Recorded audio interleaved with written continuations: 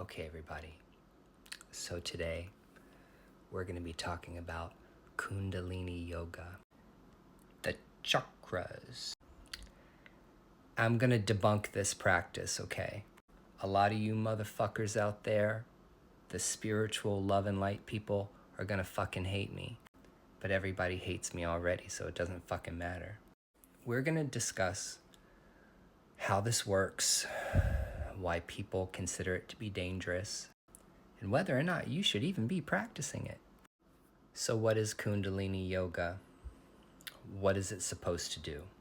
Well, in this particular system of yoga, there are chakras, or 7 energy centers, starting at the base of the spine, okay? Everybody's heard of chakras, right? They're wheels. They're spinning wheels of energy vortex that flows through the body. Now, this isn't just nanu, okay? This isn't just all intention and shit that happens in your mind. There is a real physiological response that happens when you are trying to energize, circulate energy, open, and draw energy from the bottom of the chakra system to the top, okay, to the third eye, to the crown. What you got to realize is that before we knew a lot about the human body or science, people who were spiritual, okay, used iconography and spiritual language to describe phenomena that happens in the brain, that happens in the body. In Chinese traditional medicine and acupuncture, we have meridians. But the ancients knew by engaging in certain spiritual practices that you could create very, very strong physiological reactions in the body. So what is the chakra system really? It's your endocrine system. Yay, the endocrine system.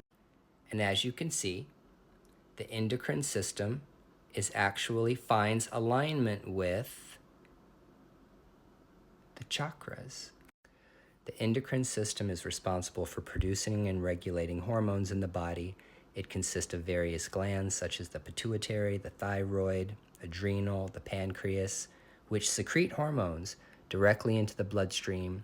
These hormones regulate numerous body functions, including metabolism, growth, development, tissue function, sexual function, reproduction, sleep, mood, among others. The endocrine system plays a crucial role in maintaining homeostasis and coordinating the body's response to internal and external stimuli. How does the endocrine system affect the brain? The endocrine system, in conjunction with the central nervous system, plays a role in regulating the release of serotonin.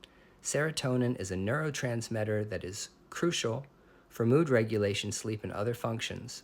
While serotonin is primarily produced in the brain, particularly in the neurons of the raphe nuclei, it is also found in the digestive system. The endocrine system can influence serotonin levels through the release of hormones that can affect mood and stress response, thereby indirectly impacting serotonin release and activity in the brain. Okay, you can go back and listen to that again. Everybody understands what serotonin release is, okay? It's whenever something is going on that makes you happy, that makes you feel good, you get serotonin release. You know, it's one of those feel-good hormones. What kind of substances affect serotonin release? Mushies. When you engage in this practice, which is a spiritual practice, okay, it's shamanic, ingesting things like psilocybin mushrooms, that directly affects serotonin release in the brain. The effects of the the effects of mushrooms on serotonin is what produces all of the hallucinogenic effects. And what yogis understand is that you don't necessarily have to use these substances to trigger these experiences, these hallucinations, or these out-of-body experiences. You know, your brain produces DMT on its own, and there are mechanisms in meditation that you can use to release these hormones, and that is all tied to the endocrine system. So let's start over. Let's backtrack. In yoga, there are the 7 chakras, and by stimulating and awakening these chakras, you can have spiritual experiences. And the way we explain that through science is because the chakras are directly in correspondence with the endocrine system. The endocrine system is responsible for releasing different hormones into your bloodstream, like serotonin. So certain meditations and certain Kundalini yoga practices, if done right, can stimulate the endocrine system and release hormones into the bloodstream that will mimic things like DMT, psilocybin, or cannabis, or all kinds of other substances used by shamans in order to go into deep trance, in order to communicate with gods and goddesses, the devas, spirits, ancestors, ascended masters. What I'm trying to tell you is that there is real science to back these spiritual ancient techniques. And doctors and scientists and people that study this shit are starting to understand that. Now here's where all the new age love and light motherfuckers totally miss what they totally miss. They believe by having these experiences, these amazing psychic experiences where their mind is blown open and they're seeing things and they're seeing colors and they're talking to entities and all of this stuff, that they're really having spiritual experiences beyond the physical body. And just like any kind of person experiencing psychosis, like real psychosis, or going through some kind of trip, some kind of drug trip, all of these experiences are happening in your brain. This is where it's happening. In your brain, in your mind. Sorry, I was wrong earlier. Physiological responses that trigger different kinds of reactions in the brain, chemical reactions in the brain that give you these spiritual experiences. And if you approach Kundalini yoga, or if you approach these kinds of substances, understanding and knowing the science, then it is not as dangerous as someone who is going to go full-blown into psychosis or spiritual psychosis because they think a god showed up and told them that they needed to do this and that, whatever. That's why people need spiritual guides. That's why people need teachers, gurus, who are educated enough and have been practicing this stuff long enough to explain these deep mysteries. These are mysteries. And people have just gotten so fucking out of control. Now, I'm not saying if you have these spiritual experiences by practicing Kundalini yoga or by doing substances like this, that they don't mean anything. That's not what I'm saying. Of course they mean something. They mean something to you.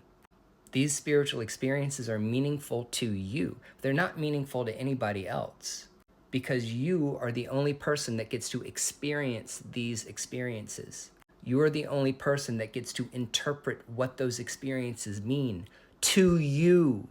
It does not mean that you have spiritual experiences either through Kundalini yoga or any form of yoga or any kind of drug and then stand on a soapbox like some kind of motherfucking guru telling everybody about existence and the fourth dimension and all this bullshit. Just because you had an out-of-body experience or you traveled on the astral, okay, riding one of these waves, doesn't mean you understand the mechanisms and how the universe actually works. That is the problem with spirituality. And that's the dangers that spiritual teachers will look out for and tell their students about. Because these experiences can be phenomenal. They can be great. You can learn a lot of stuff about yourself. You can learn how to overcome fear of death. And you might put your brain on a frequency that is able to connect with nature spirits and able to connect with higher level entities or beings or celestials or primordial forces or demons. But you got to take these experiences with a grain of salt. Touch the earth. Get fresh air. Go ride a motherfucking bike or something. But don't look at these experiences as being the end all, be all of the spiritual experience. Being kind and caring about other people is more important than any of these experiences. Living a healthy, balanced life is the most important thing you can do on the spiritual path. I hope that explanation helps you. Okay, bye.